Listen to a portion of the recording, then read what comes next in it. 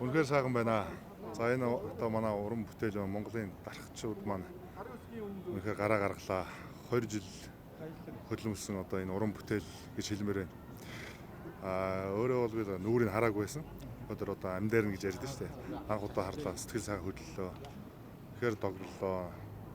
Баярын нулимс гаргалаа. Маш олон сэтгэл төрлөө л дээ. 93 наадам байхгүй бол одоо Монгол улс төр маань байхгүй гэж аав нь хэлдэг байсан. Яхааргүй одоо манай энэ соёл маань бол бид бүхний дархлаа. Тэр дундаа аав маань одоо бүх одоо олон улсын одоо тэмцээн одоо олимп дэлхийн одоо анхдагч гэдгээр онцгой. Тэр одоо 1968-д одоо мөнгөн медаль авсан боловч тэр мөнгөн медаль бол ялагдаагүй мөнгөн медаль. Тэр энэ бол би бол өөрөө бас миний хувьд бол өөр өнцгөөс харж байгаа юм л да. 2008 онд манай Монгол улс 2 алтан медаль Бээжинг бол авсан.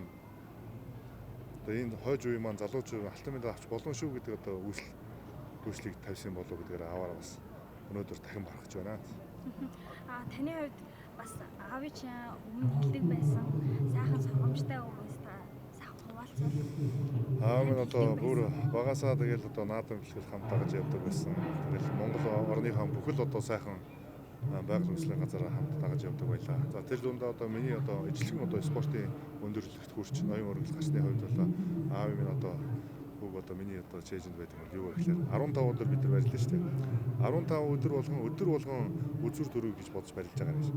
Энэ үг нь одоо аав минь одоо энэ тулааны спортын одоо агуу философи байсан болов гэж боддог юм аа. Зүүнд түчээлэх зүүн мэдээ сонь. Цаасан болон цахим хэлбэрээр уншигч танд хүрч байна. Иргэдээ өмөөчвч үндэсний өдөр тутмын сонин зүүн мэдээ.